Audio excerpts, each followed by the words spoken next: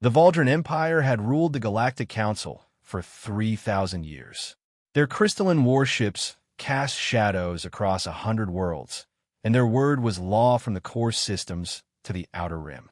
They had crushed rebellions, absorbed civilizations, and made examples of those who dared challenge their supremacy. Humanity had been a minor concern, a young species barely 2 centuries into spaceflight, occupying a handful of unremarkable systems near the galactic edge. The Valdran had allowed them a seat at the council as a courtesy, the way one might humor a child at an adult's table. General Marcus Webb had changed that calculation. He had orchestrated the defense of the Kepler colonies when Valdran raiders attempted to seize human mining operations. Using guerrilla tactics and unconventional warfare, Webb's fleet had destroyed 3 Valdran battle groups. It was an embarrassment the Empire could not tolerate. They demanded Webb's immediate surrender to face trial for war crimes. The human delegation refused, so the Valdran took him by force.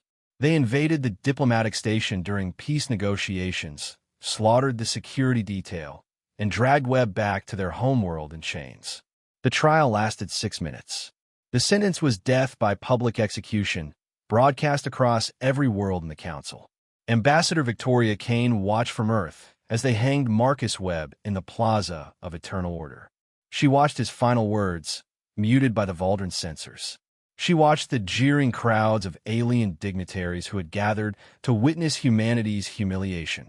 Then she made a call that would reshape the galaxy. This is Ambassador Kane. Authorization code Whiskey Tango 07. Execute protocol Prometheus. Total war. No limitations. Across human space, the transformation was instantaneous. Every civilian shipyard converted to military production. Every research station abandoned peaceful projects for weapons development. Retirement age veterans returned to service. Teenagers lied about their age to enlist. The entire human economy pivoted toward a single goal: the complete destruction of the Valdran Empire. The Valdran High Command initially dismissed the human response as theatrical posturing. Surely these primitives understood they were outmatched. The Empire had tens of thousands of warships. Humanity had barely 300. They didn't understand what they had unleashed. Humans didn't fight like other species. They didn't respect the traditional rules of engagement.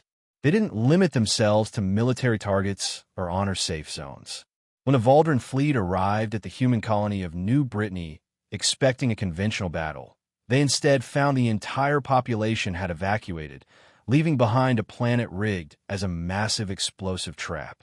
7,000 Valdran ships were destroyed in the blast. The Valdran called it barbarism. Humanity called it warfare. Human strike teams infiltrated Valdran supply lines, poisoning fuel reserves and corrupting navigation systems. Human hackers devastated their communication networks, sending false orders that turned their fleets against each other. Human engineers designed weapons specifically to counter Valdran shields, armor, and tactics. Every defeat taught humanity a lesson. Every lesson made them deadlier. The Valdran began to realize their mistake when humanity deployed the Reaper drones. Swarms of small, AI-guided missiles that could think, adapt, and hunt. They didn't need large ships or brave pilots. They just needed targets. Within 6 months, the Valdran had lost a third of their fleet. The Galactic Council called for negotiations. Humanity ignored them. "You wanted to make an example of us," Ambassador Kane told the assembled alien civilizations. "You wanted to show what happens when someone defies the Empire. Congratulations. You've succeeded. Now watch what happens when you push humans too far." The war lasted 3 years. In that time, humanity didn't just defeat the Valdran Empire. They erased it.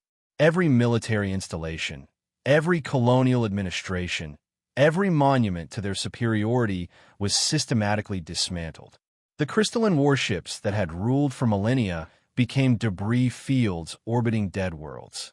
When it was over, Ambassador Kane stood before the Galactic Council in the ruins of the Valdran homeworld. Behind her, human fleets blockaded every major system.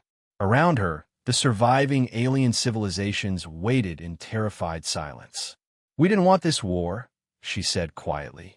We wanted peace, cooperation, a place among the stars. You hanged a good man to prove your dominance. So we proved ours. Let this be the last time anyone needs to learn this lesson. Humanity does not forget.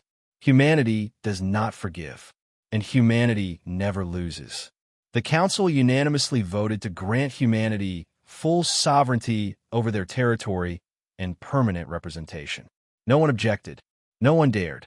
Marcus Webb's statue now stands in the Plaza of Eternal Order, renamed Unity Square.